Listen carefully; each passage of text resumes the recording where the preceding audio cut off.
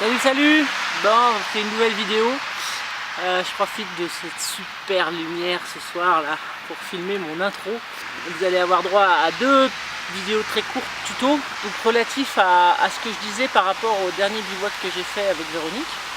Donc un sur le nœud en fait de départ pour la fêtière et l'autre pour le système de la chaise hamac avec un nœud prussique. Je vous montre ça en fait plus en détail. J'ai filmé ça cet après-midi. Donc de façon à ce que ça peut être adaptable en fait avec mon tissu là, ma chaise tissu, on peut régler ça en hauteur finalement en fonction de la taille des personnes et puis ce que ça fasse donc cette fameuse cuvette qui permet donc d'être beaucoup mieux assis et sans kikiner à faire un nœud à la base ici là où ça tient pas toujours, alors que là prussique tac vous réglez, c'est super simple à faire.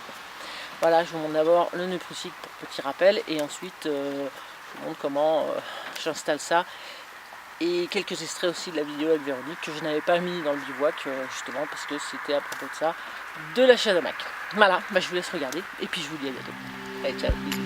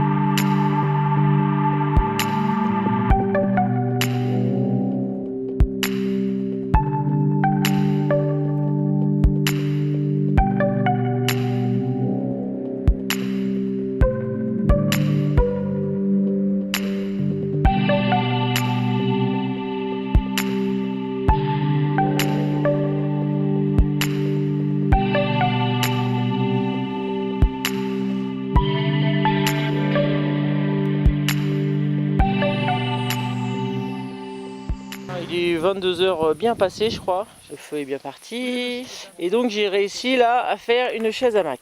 Sauf que là il faut que je vous parle de quelque chose de nouveau pour que ça soit plus confort, que la barre soit plus haute et bien voilà, adapté à la taille. Bon, même si la chaise est très petite, on voit par rapport à la taille de Véronique. Je mets donc des prussiques, et oui, tout bêtement, des grands nœuds de bout de prussique, mais c'est quand même des prussiques. On va passer de l'autre côté. Celui-là est un petit peu plus petit. Voilà. Donc vous utilisez des prussiques, ça relève cette barre là et ça permet le fameux cuvette, voilà, qui rend beaucoup plus confortable. Exactement. Et stable surtout, fixe. Bon, toujours avec ma toile, pas avec un hamac, même si j'appelle ça toujours chaise hamac, mais je vais finir par appeler ça chaise toile. Là, toi, Véronique, tu peux te voilà. Se mettre là, impeccable. Voilà. Donc, encore une fois, petite trouvaille qui est vraiment très très pratique, l'astuce de mon bivouac.